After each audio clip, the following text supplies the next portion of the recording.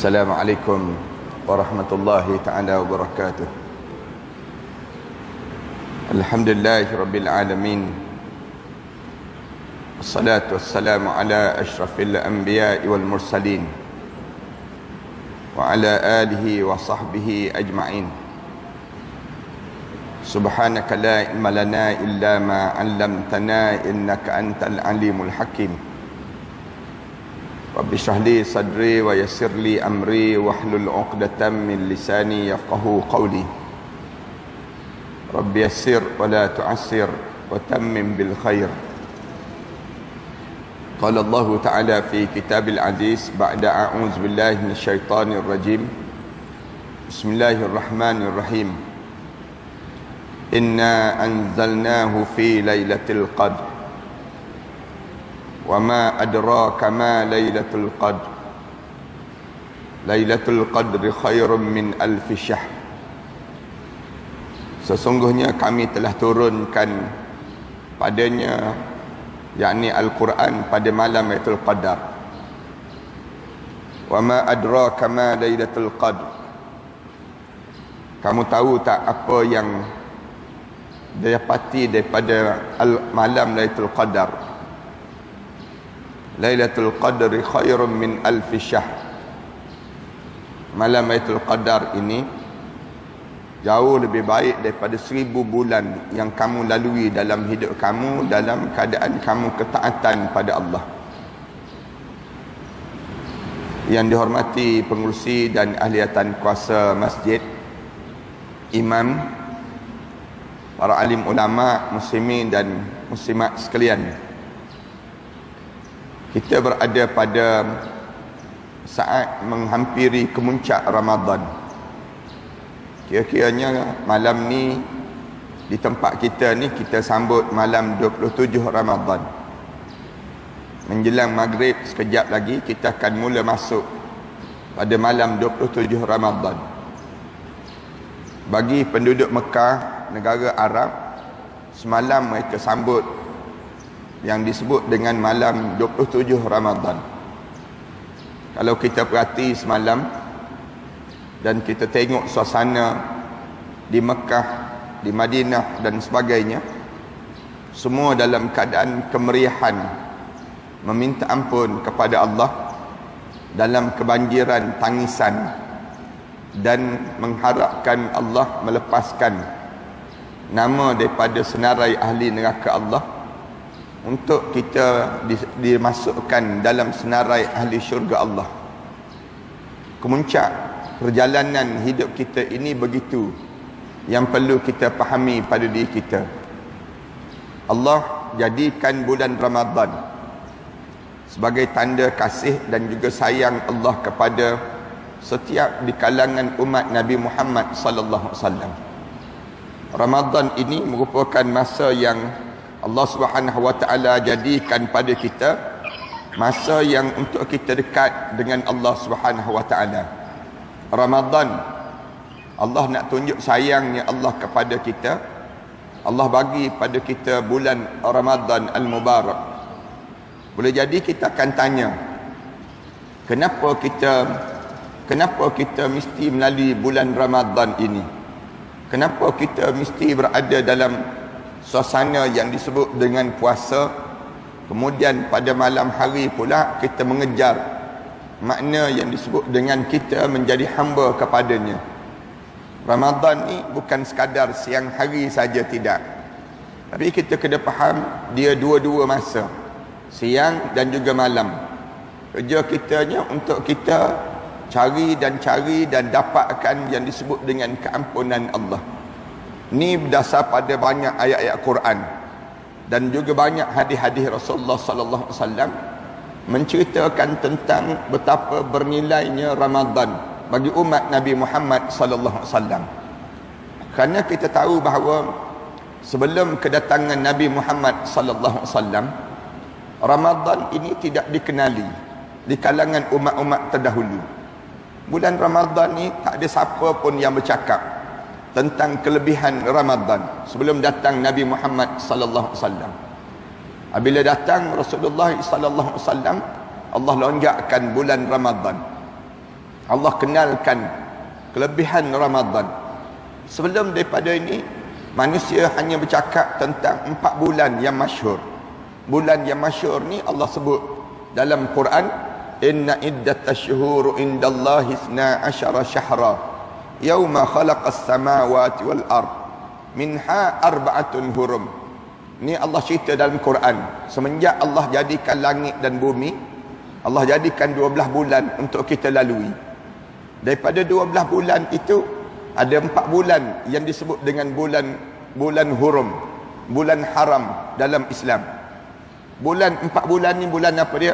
Bulan Rejab, kemudian bulan Zulkaidah, bulan Zulhijjah, dan bulan Muharram. Ramadan tidak dikenali. Bila dikenali Ramadan? Bila datang Nabi Muhammad sallallahu alaihi wasallam. Datang Rasulullah sallallahu alaihi wasallam, Allah lonjakkan bulan Ramadan khusus kepada umat Nabi Muhammad sallallahu alaihi wasallam. Kenapa Allah bagi pada kita bulan Ramadan ini? Jawabnya kerana Allah dia nak tunjuk sayang dan kasih kepada kita untuk melepaskan kita seramai mungkin di kalangan umat Muhammad ini berjaya memasuki syurga Allah. Allah nak bagi peluang untuk kita masuk syurga Allah, dan kita ni tertutup peluang untuk dihumban ke dalam neraka Allah. Ni cara Allah jadikan Ramadan ini. Sebab tu bila kita mula masuk bulan Ramadan ini, kita kena nampak fokus kita untuk apa dia, kita nak buat apa dia, yang perlu kita lakukan, dan memastikan diri kita ni berjaya mencapai matlamat.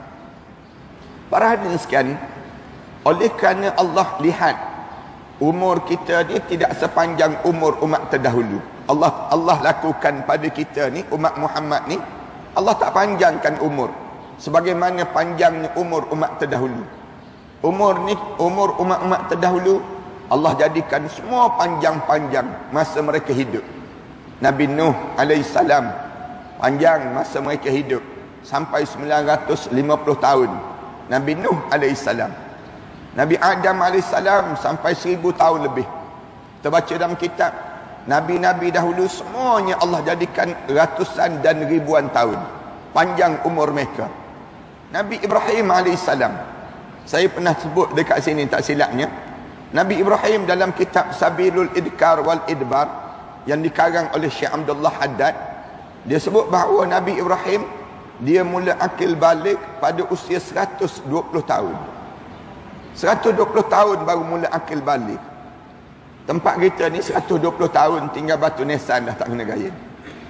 Nabi-nabi dahulu Allah jadikan umur mereka panjang-panjang.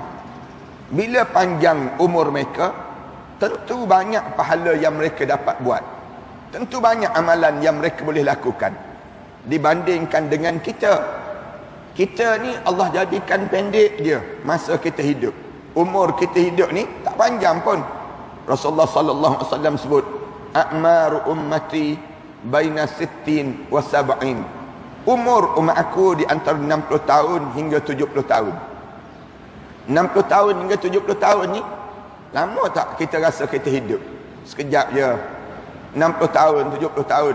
Kita tengok sekarang kan, umur kita ni rasa macam muda lagi kita. Kita rasa macam baru je kahwin. Dengar lagi kompan perkahwinan.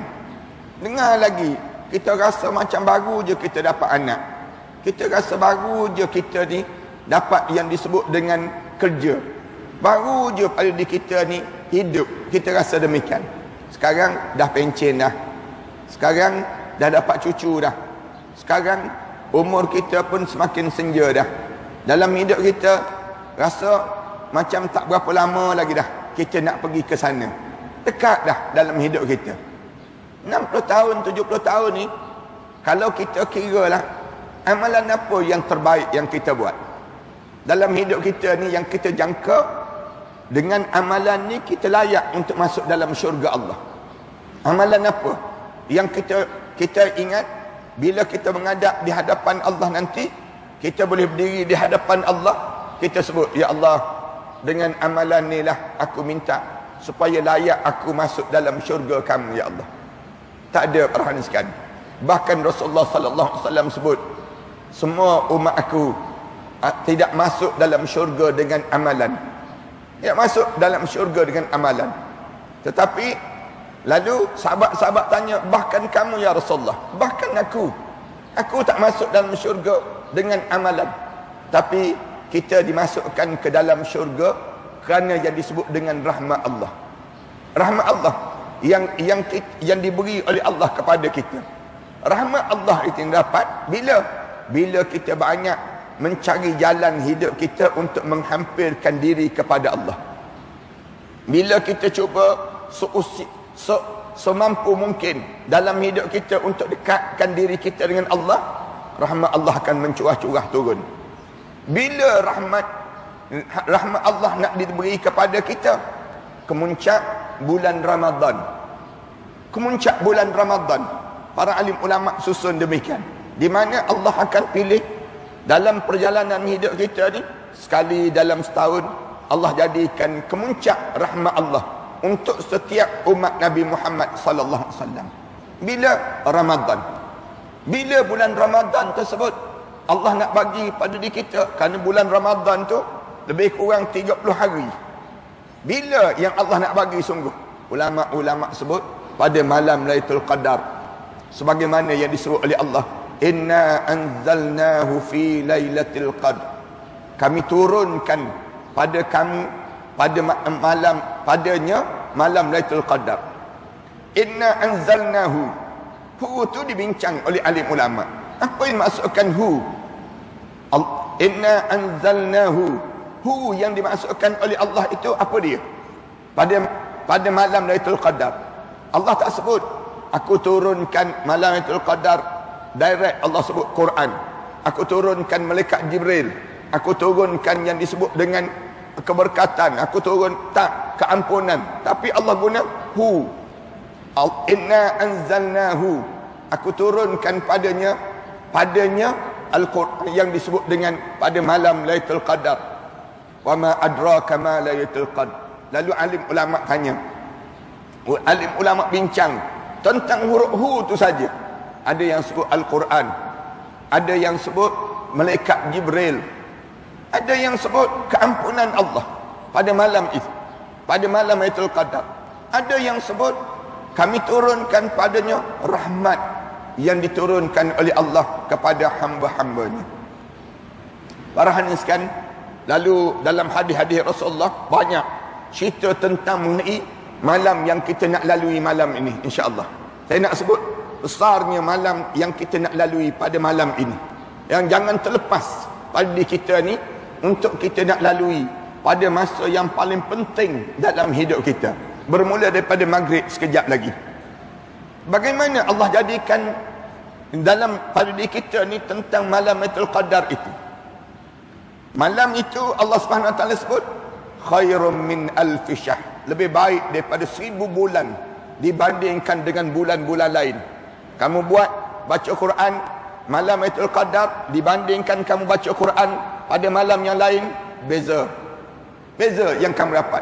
Malam ni kita dengar tazkirah, katakanlah ada tazkirah, pahala dia berbeza dengan pahala bulan-bulan yang lain. Kemudian malam ni kita derma, berbeza daripada malam-malam yang lain. Kita buat amal soleh sampai kita tak tertidur malam ini. Kita lakukan iktikaf, katakanlah di masjid ni kita buka sampai pagi esok. Kita jadikan peluang untuk orang minta ampun pada Allah. Iktikaf malam ni berbeza dengan pada malam-malam yang lain yang kita iktikaf di rumah Allah.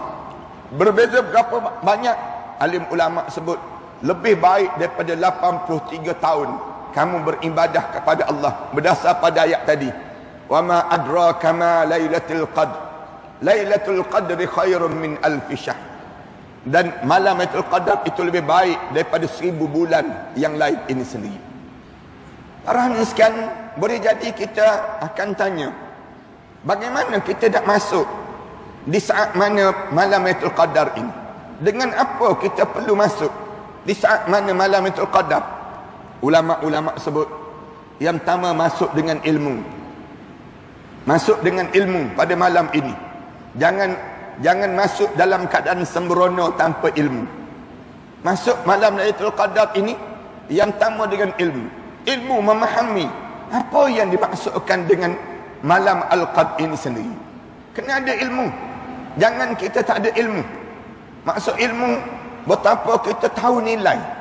Kalau orang yang tak tahu nilai, nanti dia akan jadi macam monyet yang pegang, yang disebut dengan beruk, yang pegang permata yang mahal, ataupun makhluk-makhluk binatang yang di mana di depan dia tu sebut benda yang bernilai, tapi dia tak rasa itu nilai. Tak rasa itu nilai, kerana dia tidak ada ilmu. Kita ambil cincin yang harga 60,000, 70,000, yang 1 juta, 2 juta, kita letak di jari beruk. Misal contoh, jari monyet. Monyet, dia tak tahu nilai. Dia ambil, dia senyum-senyum begitu sajalah. Kenapa? Kerana tak tahu nilai. Orang yang tak tahu nilai, dia masuk malam Lailatul Qadar. Dia masuk dalam malam Lailatul Qadar, tapi dia tak rasa apa-apa terhadap apa yang berada pada malam Lailatul Qadar ini. Dia tak tahu nak buat apa dia.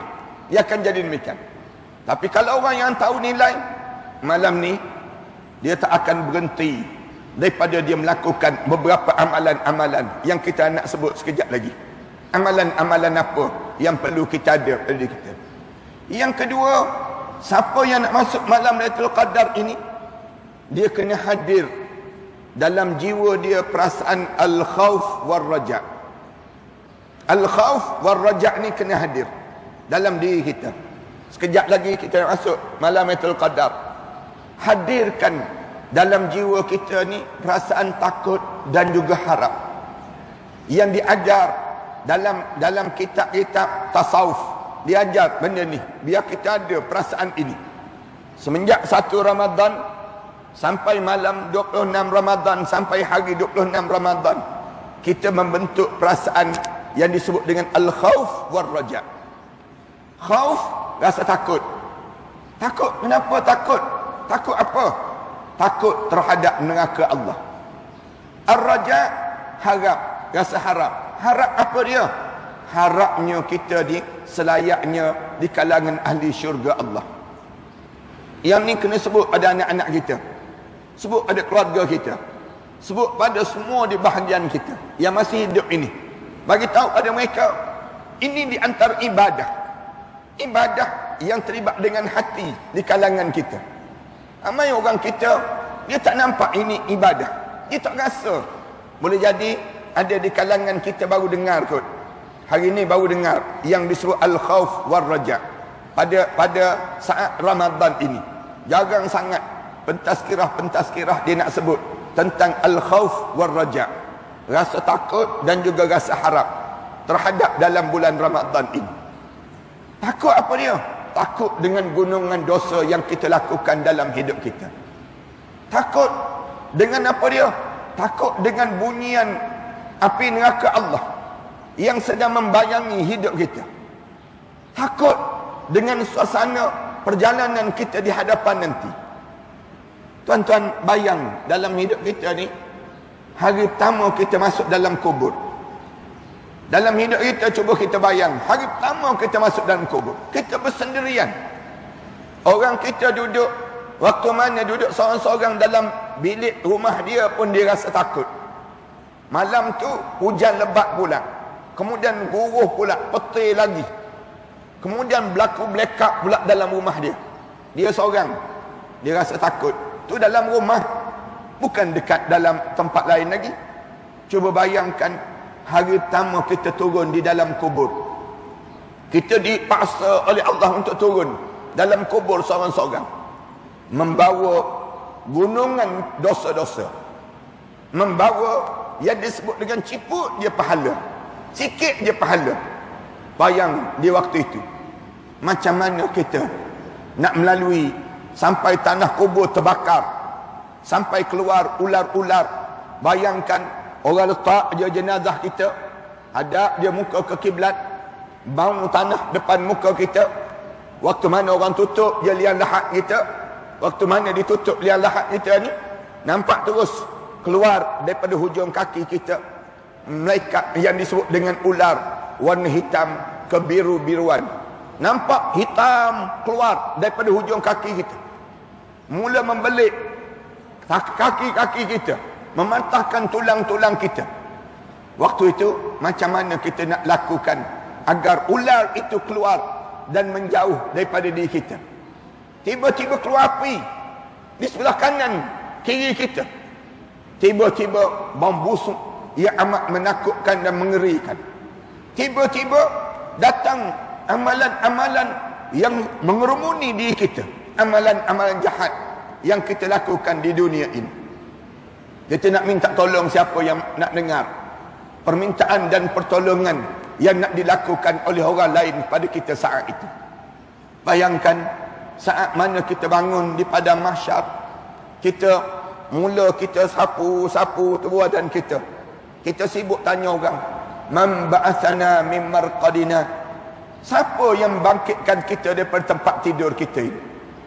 Lalu kita paling kanan paling kiri, dongak muka ke atas, tengok ke bawah, kita dengar suara, hadza ma wa'adar rahman wa sadaqal mursalun. Inilah yang telah dijanjikan oleh Allah yang bersifat Ar-Rahman, betul lah yang dijanjikan oleh rasul-rasul dahulu. Bayangkan kita berjalan seorang-seorang, hari yang tidak ada nilai apa-apa lagi terhadap harta benda kita. Yauma la yanfa'u malun wala banun illa man atallaha biqalbin salim. Hari di mana kita berjalan seorang-seorang di padang mahsyar Allah. Hari yang tak ada manfaat lagi. Harta kita tak ada manfaat. Anak-anak kita, keluarga kita, jiran tetangga kita, semua tak ada manfaat. Illa man atallaha biqalbin salim. Kecuali orang yang datang menghadap di hadapan Allah dalam keadaan jiwa dia yang penuh dengan ketenangan di saat itu. Bila jiwa dia yang tenang itu, bila jiwa dia dapat tenang itu, yang sampai di akhirat, masuk dalam kubur, bangun di padang mahsyar, berjalan tenang sampai ke dalam syurga Allah SWT. Malam Lailatul Qadar, ulama-ulama kata malam Lailatul Qadar, kamu membahagiakan hati kamu, kamu menyusun jiwa kamu, kamu masuk dalam malam Lailatul Qadar itu dengan hati yang penuh dengan ilmu, hati kamu penuh perasaan al-khauf war-raja, dalam hati kamu penuh dengan mengharapkan kepada Allah. Betul-betul kita yakin dalam jiwa kita ni, aku ni nak buat yang terbaik dalam hidup aku. Aku takut sebagaimana Rabi'atul Adawiyah gambarkan dalam kalimah doa dia, waktu mana dia berdoa pada Allah, ilahi lastu lil firdausi ahlan wala aqwa 'alan nari fahabli taubatan waghfir dhunubi fa innaka ghafiruz dzambil azim. Tuhanku, aku tak layak untuk ke syurga kamu. Ilahi lastu lil firdausi ahlan, aku tidak layak untuk ke syurga kamu ya Allah. Wala aqwa 'alan nari, tapi aku tak mampu ya Allah melalui neraka kamu ya Allah. Fahabli taubatan, ya Allah tolonglah anugerahkan pada aku keampunan daripada kamu ya Allah. Waghfir dhunubi, tolong ampun dosa-dosa aku yang lalu ya Allah.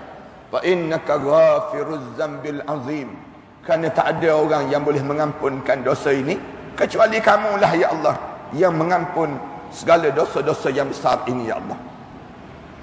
Para hadirin sekalian, ni persiapan kita. Dan mula Rasulullah, bila Rasulullah nak dapatkan malam Lailatul Qadar ini, Rasulullah sallallahu alaihi wasallam mula kejut keluarga Rasulullah. Rasulullah bangunkan, bagi tahu kita petang ni dekat dengan maghrib nanti, tolong hantar SMS, tolong hantar mesej pada anak-anak kita. Dalam grup WhatsApp keluarga kita tu, bagi tahu malam ni malam Lailatul Qadar. Hidupkan malam Lailatul Qadar. Kita mesti usaha untuk membebaskan diri kita, anak-anak kita, keluarga kita daripada neraka Allah. Berusaha pada diri kita untuk meletakkan nama kita di kalangan ahli syurga Allah. Jangan sampai peringkat nama kita tak tertulis di kalangan ahli syurga Allah. Yang lebih teruk lagi, 26 hari yang kita lalui ini, nama kita masih lagi kekal di pintu-pintu neraka Allah Subhanahu wa taala. Ini menyebabkan jiwa Rasulullah menjadi cemas. Menyebabkan Rasulullah menjadi masa yang paling kelam kabut dalam hidup Rasulullah. Tak pernah Rasulullah lebih kelam kabut daripada kelam kabut saat untuk menghadapi malam Lailatul Qadar ini. Sehingga kan Rasulullah meninggalkan rumah. Rasulullah tak sentuh isteri. Rasulullah tak menggauli isteri dalam bulan Ramadan, dalam 10 akhir Ramadan. Wa antum aqifuna fil masajid. Kamu sedang iktikaf di masjid. Sampai peringkat Sayyidatina Aisyah radhiyallahu anha kata, aku tengok Rasulullah ikat kain tu sekemas-kemasnya. Rasulullah bangun bagi tahu sahabat-sahabat, penting malam Lailatul Qadar ini perlu untuk kita buat sesuatu dalam hidup kita. Ni cara Rasulullah sallallahu alaihi wasallam nak tunjuk sungguh-sungguh dan berusahanya untuk dapatkan malam Lailatul Qadar ini sendiri. Ini cara yang dilakukan. Lepas tu kita akan tanya, Ustaz, habis tu kalau kita dapat malam Lailatul Qadar, kita nak buat apa? Kalau kita dapat malam Lailatul Qadar, malam ni nak buat apa? Ada 2-3 amalan yang besar yang boleh kita lakukan. Semua di kalangan umat Nabi Muhammad sallallahu alaihi wasallam yang dengar kata-kata saya ni, saya nak sebut ada 2-3 amalan besar yang perlu kita buat. Yang pertama, buat sebagaimana yang diajar oleh Rasulullah kepada ibu bonda kita yang disebut dengan Aisyah radhiyallahu anha. Buat amalan ini. Amalan apa? Bila Sayyidatina Aisyah radhiyallahu anha tanya Rasulullah, "Ya Rasulullah, kalau sekiranya aku dapat malam Lailatul Qadar, apa yang perlu aku doa ya Rasulullah? Apa yang aku perlu buat ya Rasulullah?" Rasulullah sebut, "Allahumma innaka afuwun karimun tuhibbul afwa fa'fu anna." Ulang dan ulang. Allahumma innaka afuwun karimun tuhibbul afwa fa'fu anna. Ulang dan ulang kalimah ini. Sebut, Allahumma innaka, ya Allah sesungguhnya kamu, afuwun, pemaaf ya Allah, tuhibbul afwa, suka sangat memaafkan, suka sangat memaafkan manusia, fa'fu anna, pilih aku ya Allah, biar aku di kalangan orang yang dimaafkan oleh kamu ya Allah. Sebut sampai bila kita sebut? Sebut kalimah ni sampai kita mengalir air mata. Sebut kalimah ni sampai kita terdiam lesu. Terdiam lesu. Saya nak sebut, kita sebut sampai kita sebab dada kita. Kita sebut kalimah ni sampai peringkat kita rasa tak bermaya dalam hidup kita. Lonlai di kita. Bagaikan siapa? Bagaikan orang tahanan yang nak dikena gantung, di tali gantung. Waktu mana pagi dia nak digantung tu, orang datang, pegawai penjaga tu datang bagi tahu pada dia dah mula untuk nak digantung. Lepas sembahyang subuh tu, orang dah siapkan pakaian untuk digantung. Dia bergerak lonlai badan dia, tak bermaya langkah dia, rasa lesu tu badan dia, kerana dia nak pergi ke tali gantung. Sebut kalimah Allahumma innaka afuwun karimun tuhibbul afwa fa'fu anna ini sampai kita rasa lonlai, rasa letih dalam hidup kita, rasa tak bermaya. Macam mana lagi ya Allah nak kita buat dalam hidup kita ini untuk kita lepaskan nama kita daripada senarai ahli neraka Allah? Dalam jutaan jumlah manusia yang dikeluarkan daripada neraka Allah pada tiap-tiap malam-malam Ramadan, sehingga kan Allah hadirkan malam dalam syurga, Allah hadirkan di atas dunia pada malam Lailatul Qadar. Dalam syurga kita tak jumpa dah malam, tak jumpa dah malam, kita jumpa daripada pagi sampai petang, kemudian kita kembali balik pada pagi, kemudian begitulah, kita tak jumpa lagi malam. Malam tu kat mana?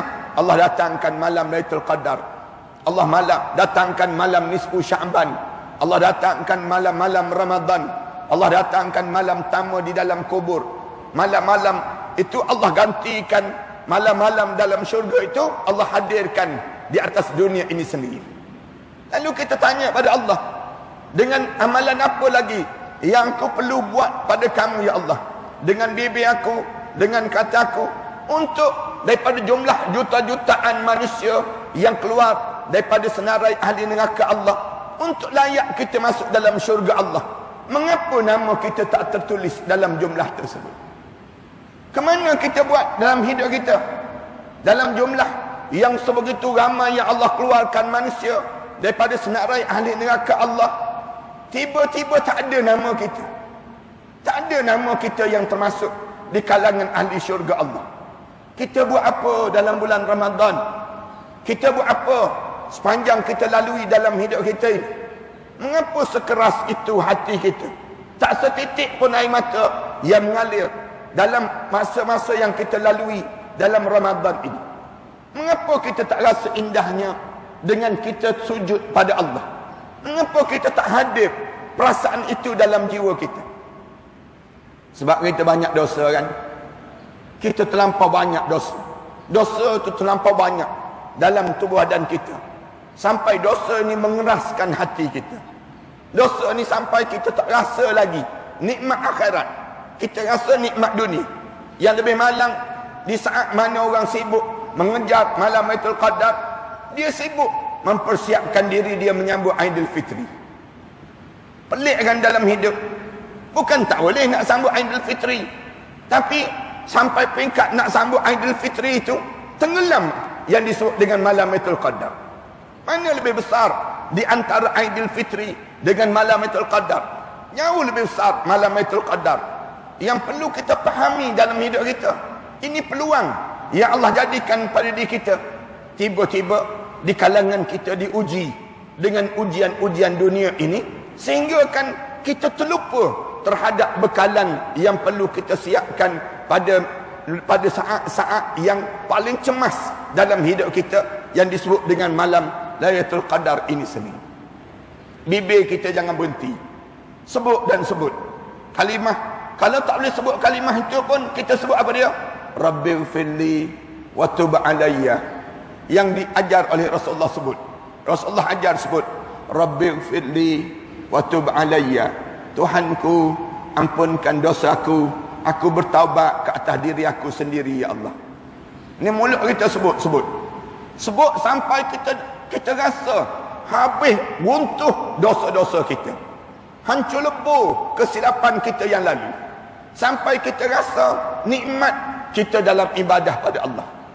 Kita akan rasa demikian. Tuan-tuan, perhatilah di antara orang yang melaksanakan ibadah haji mabrur dengan orang yang melaksanakan ibadah haji yang tidak mabrur. Orang yang mabrur berbeza sikap dia dan akhlak dia setelah mana dia melalui yang disebut dengan ibadah haji. Orang yang mana haji dia tidak mabrur, kita tengok sama je. Demikian Ramadan. Ramadan ni kalau kita tak ada perubahan, ya orang sama je yang datang ke masjid, orang sama je yang masih lagi membaca Al-Quran, orang sama je. Tak ada orang-orang baru. Menandakan ibadah kita di dalam keadaan sama je. Boleh jadi Allah tak pandang langsung, tak tahu ibadah yang kita lakukan dalam hidup kita ini. Zikir jangan berhenti pada Allah Subhanahu wa taala. Zikir yang diajar oleh Rasulullah tadi. Dan baca doa. Dalam masa yang sama baca doa. Angkat tangan, baca doa, minta dengan Allah. Dan kalau kita baca dalam hadis-hadis Rasulullah saat ini baca doa sampai terangkat-rangkat tangan Rasulullah. Lagi lama lagi terangkat. Lagi lama lagi terangkat. Lagi lama lagi terangkat. Tegak tangan Rasulullah ke atas.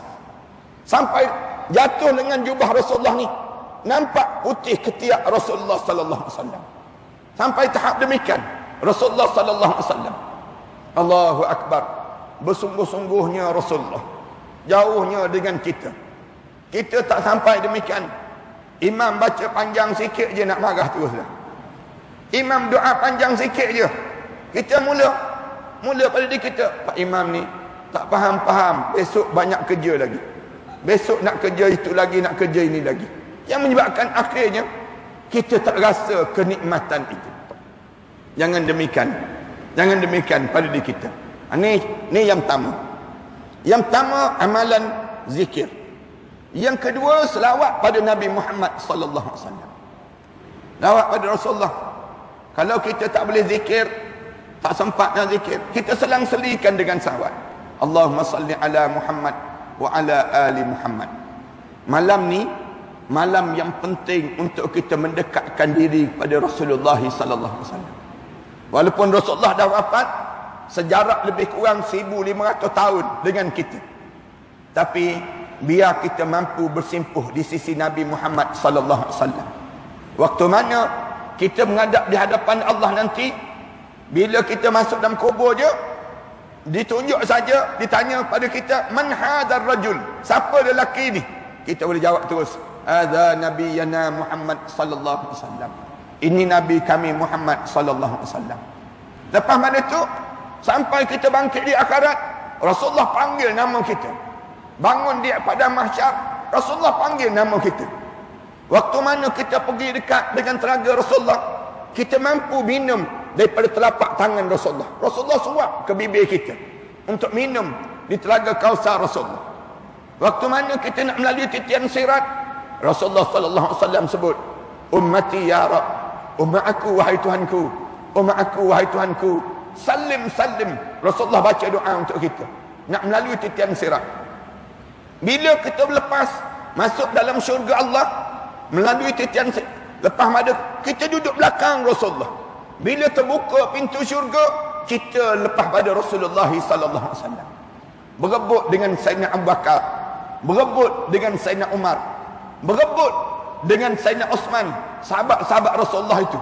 Di antara orang yang berebut sama tersebut ialah kita, untuk bersama-sama masuk dalam syurga Allah. Masuk dalam syurga, kita duduk sebelah Nabi Muhammad sallallahu alaihi wasallam, pegang tangan Rasulullah, kita mampu cium tangan Rasulullah, kita mampu untuk kita peluk tu badan Rasulullah, kita mampu letak kepala kita di atas ribaan Nabi Muhammad sallallahu alaihi wasallam, sambil melihat wajah Allah di dalam syurga Allah Subhanahu wa taala. Bila Ramadan, bila malam Lailatul Qadar, dengan apa? Selawat pada Nabi Muhammad sallallahu alaihi wasallam yang berterusan dan berterusan dalam kehidupan kita. Ini dua. Yang ketiga, amalan yang kita kena buat, mula iktikaf. Iktikaf, walaupun kita tidak iktikaf pada hari-hari lain, malam ni iktikaf. Datang awal, kalau kita dapat awal, seawal mungkin, iktikaf di masjid ini. Duduk di masjid. Sampai bila? Sampai pagi esok. Sampai bila? Sampai malam raya, kalau kita mampu. Kalau ada kemampuan di kalangan kita. Iktikaf, satu-satu amalan yang tidak dibuat oleh orang Melayu kita pada saat ini. Amalan yang Rasulullah lakukan, tapi kita tak lakukan. Padahal pahala iktikaf ni banyak sangat. Banyak sangat. Satu-satu amalan yang tak perlu penat. Tak penat pun iktikaf. Amalan yang tidak memerlukan harta benda. Duduk saja. Tapi kita niat iktikaf. Allah cerita dalam Quran tu banyak kelebihan iktikaf. Bagaimana pahala iktikaf yang Allah bagi dengan kita duduk dalam suasana yang kita pada saat ini. Ini pun dipanggil iktikaf yang kita lakukan pada diri kita. Untuk memuhasabah diri. Malam hari mencari Allah. Siang hari mencari makna diri. Pada siang hari mencari makna diri. Aku ni siapa? Allah jadikan untuk apa? Aku nak ke mana? Cari makna diri. Kenapa Allah ciptakan kita? Malam hari cari Allah dalam hidup kita. Macam mana nak cari Allah? Dengan cara yang kita susun tadi, yang disusun oleh para alim ulama. 3. Yang keempat, baca Quran. Baca Quran, malam ni baca Quran. Yang tak jamah lagi Quran, tolong jamah Quran. Tolong riba Quran. Tolong baca. Tolong mengalir mata. Yang tak boleh baca Al-Quran, jalankan jari di atas tulisan Quran. Jalankan jari di atas tulisan Quran. Bagi tahu pada Allah, ya Allah, aku tak boleh baca Quran, ya Allah. Bagi tahu, ya Allah, aku tak tahu kenapa dengan perangai aku dan sikap aku ni, ya Allah. Sampai begini sekali, tak boleh baca ayat-ayat kamu, ya Allah. Quran, riba Quran. Kalau boleh khatam Quran, khatam Quran pada malam ini. Sama ada melalui mulut kita ataupun melalui yang disebut dengan jari-jari yang jalan di atas tulisan Quran, ataupun apa saja yang kita duduk tertidur dengan Al-Quran. Berhenti, tutup yang disebut dengan media-media medsos yang ada. Malam ni fokus untuk kita dekatkan kita dengan Allah Subhanahu Wa Taala. Apa lagi yang kena buat? Saya nak sebut ada lagi. Yang orang Melayu kita pun tertinggal. Mula alihkan semua aset-aset yang kita miliki di dunia ini ke akhirat Allah sebelum kita mati masuk dalam kubur seorang-seorang. Jangan simpan harta kita di atas dunia. Jangan sibuk dengan menyimpan harta. Tapi malam ini mula kita transfer harta kita ke akhirat Allah. Hantar ke akhirat Allah. Pahala dia berganda lebih pada 83 tahun. Malam ni derma biar banyak. Malam ni wakaf biar banyak. Malam ni kita hibah biar banyak. Berbeza daripada malam-malam lain. Kena ada bahagian kita. Supaya kita dah ada rumah di akhirat. Supaya kita dah ada makanan dalam kubur. Supaya kita ada pakaian waktu mana kita bangkit di akhirat nanti. Supaya kita dah dapat semua ganjaran-ganjaran yang lebih hebat daripada dunia ini waktu mana kita di hadapan nanti. Malam ni di antara malam-malam kita pindah harta kita daripada kita simpan di atas dunia. Orang kita simpan harta pandai. Cari harta pandai. Tapi nak hantar harta ke akhirat tak pandai. Dia menjadi penyimpan harta di atas dunia. Sebanyak mungkin dicari-cari harta dia di atas dunia. Kemudian sampai di hujung nyawa, dia mati masuk dalam kubur seorang-seorang. Dia tertinggal harta dia di atas dunia. Dia kena soal terhadap harta yang ditinggalkan ini. Kalau tuan-tuan nak suruh, jangan kena soal terhadap harta yang kita miliki, kita hantar ke akhirat. Kita tidak akan disoal dengan harta yang telah kita hantar ke akhirat itu. Manakala harta yang kita simpan di dunia, kita akan disoal. Dalam hadis Rasulullah sebut, la yazalu qadamu 'abdin hatta yus'alu an arba'. Tak berganjak telapak kaki anak Adam di padang mahsyar nanti sehingga disoal tentang 4 perkara. Termasuk yang keempat Rasulullah sebut an malih, terhadap harta dia. Min aina iktasabahu wa fima anfaqahu. Dari mana dia dapat dan ke mana dia belanjakan harta benda dia tersebut. Allah akan tanya setiap sen, setiap ringgit, setiap puluhan ribu, setiap ribu, setiap ratus, semuanya Allah akan tanya. Di hadapan Allah nanti akan menjawab dia di hadapan Allah terhadap pertanyaan yang ditanya oleh Allah Subhanahu Wa Taala. Yang kelima, hidupkan pada penghujung malam. Penghujung malam, bangun. Malam ni usaha bangun awal sikit. Bangun pukul 4. Bangun kita. Tidur sekejap kalau kita perlu tidur. Kalau ada orang yang tak tidur langsung, itu lebih terbaik. Malam-malam yang sebegini, tak tidur, besok kita rehat. Dan kita tak tidur tu buat apa? Buat tadi, amalan tadi. Zikir, selawat, transfer harta kita. Kemudian kita buat amalan-amalan yang lain, baca Quran. Kemudian kita berdoa, minta kepada Allah. Banyakkan pada kita dengan cara demikian. Dan yang akhir sekali, amalan yang terbaik untuk kita buat, duduk dengan para alim ulama. Cari orang-orang saleh, duduk dalam halaqah ilmu. Kita bersama dengan orang-orang yang saleh. Bagi ucapan-ucapan. Boleh jadi kita tak boleh duduk dengan mereka, tapi kita hantar mesej. Selamat menyambut malam Lailatul Qadar, Ustaz. Mudah-mudahan Allah jadikan amalan kita diterima di sisi Allah. Kita bersama. Dia pun jawab balik, terima kasih di atas ingatan ini. Misal contohnya, kita duduk dengan mereka. Masa tu walaupun kita berjauhan, jasad kita tak duduk bersama, tapi nama kita didoakan oleh mereka. Tentu mereka akan sebut dengan kalimah-kalimah yang baik pada kita ini sendiri. Dalam dunia digital kita ni, banyak cara nak duduk dengan halaqah zikir, halaqah ilmu. Lalu kita ambil kesempatan ini untuk kita mendekatkan diri kita pada Allah. Mudah-mudahan bila kita berada pada pagi Aidil Fitri, kita benar-benar dalam keadaan fitrah, bersih betul-betul. Hari tersebut kita pakai pakaian baru, kita siap makanan, kemudian makanan yang sedap-sedap, bagaikan hari pertama kita turun ke barzah. Hari pertama kita turun menghadap di hadapan Allah. Pada hari tersebut kita mula bertemu dengan arwah-arwah ayah kita, arwah-arwah yang telah meninggal dunia sebelum daripada kita. Hari itu kita bertemu dengan janji Allah, dan hari itu kita bertemu dengan Nabi Muhammad sallallahu alaihi wasallam. Hasil usaha yang kita lakukan sepanjang Ramadan al-Mubarak ini sendiri. Terima kasih di atas kesempatan yang terbaik pada tengah hari yang Allah jadikan pada kita ini. Bersiap kita untuk saat yang menjelang maghrib ini.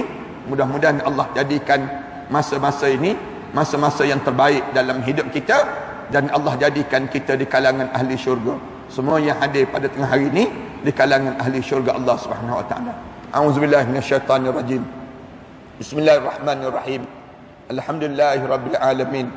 Wassalatu wassalamu ala asyrafil anbiya'i wal mursalin wa ala alihi wa sahbihi ajma'in. Allahumma innaka 'afuwun karimun tuhibbul 'afwa fa'fu 'anna. Allahumma innaka 'afuwun karimun tuhibbul 'afwa fa'fu 'anna. Allahumma innaka 'afuwun karimun tuhibbul 'afwa fa'fu 'anna. Rabbana zalamna anfusana wa illam taghfir lana wa tarhamna lanakuna minal khasirin. Rabbana wa tub 'alaina ya Allah innaka antat tawwabur rahim. Ya Allah, ya Tuhan kami, menghampiri malam-malam Lailatul Qadar ini ya Allah, dosa-dosa kami masih lagi menimbun ya Allah. Dosa-dosa kami masih lagi banyak ya Allah. Nama kami masih lagi tercatat di pintu-pintu neraka kamu ya Allah. Ya Allah, dengan amalan-amalan yang kami lakukan ini ya Allah, dengan perbuatan dan sikap yang kami harungi dalam hidup ini ya Allah, di sudut neraka manakah kamu akan bakar aku ya Allah? Di sudut neraka manakah kamu akan bakar kami ini ya Allah? Ya Allah, Rahmanur Rahim, kamu mengetahui daripada segala-galanya itu ya Allah. Pilihlah kami untuk dimaafkan kesilapan kami itu ya Allah. Ampunkan dosa besar kami ya Allah. Ampunkan dosa kecil kami ya Allah. Ampunkan dosa yang sengaja dan dosa yang tidak sengaja kami lakukan ya Allah. Berilah peluang untuk kami kembali kepada kamu ya Allah. Lembutkanlah hati kami ini ya Allah. Senangkanlah kami mentaati perintah kamu ya Allah. Jadikanlah kami hamba kamu yang paling soleh dalam hidup ini ya Allah. Ya Allah, ya Tuhan kami, sepanjang perjalanan hidup kami ini ya Allah, kami mengakui kami pernah melakukan kesilapan yang banyak ya Allah. Terkadang kami cuai dalam melaksanakan tanggungjawab kami kepada kamu ya Allah, melaksanakan ibadah solat.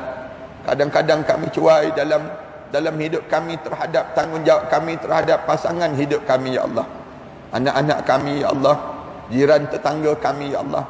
Banyaknya kesilapan kami yang tak mampu kami sebut dalam tadahan doa ini ya Allah, kecuali bibir kami hanya mampu menyebut Rabbighfir dzunubana. Wahai Tuhan kami, ampunkanlah dosa-dosa kami itu ya Allah. Jadikanlah kami ya Allah hamba kamu yang paling saleh di kalangan hamba-hamba yang saleh ya Allah. Ampunkanlah dosa kami terhadap kedua ibu bapa kami ya Allah, khususnya dosa kami terhadap ibu kami ya Allah. Seketika dahulu ya Allah, kami mengakui kami pernah bercakap kasar di hadapan ibu kami ya Allah. Kami pernah menengking kata-kata kami di hadapan ibu kami ya dahulu ya Allah. Kami pernah mengguriskan hati ibu kami ya Allah. Kami pernah melihat aliran air mata, derayan air mata mengalir lesu di pipi kanan dan pipi kiri ibu kami ya Allah. Kami tidak sengaja ya Allah melakukan kesilapan itu, kecuali tadahan doa kami ini ya Allah, mengharapkan redha kamu, mengatasi daripada kemarahan kamu pada kami ya Allah.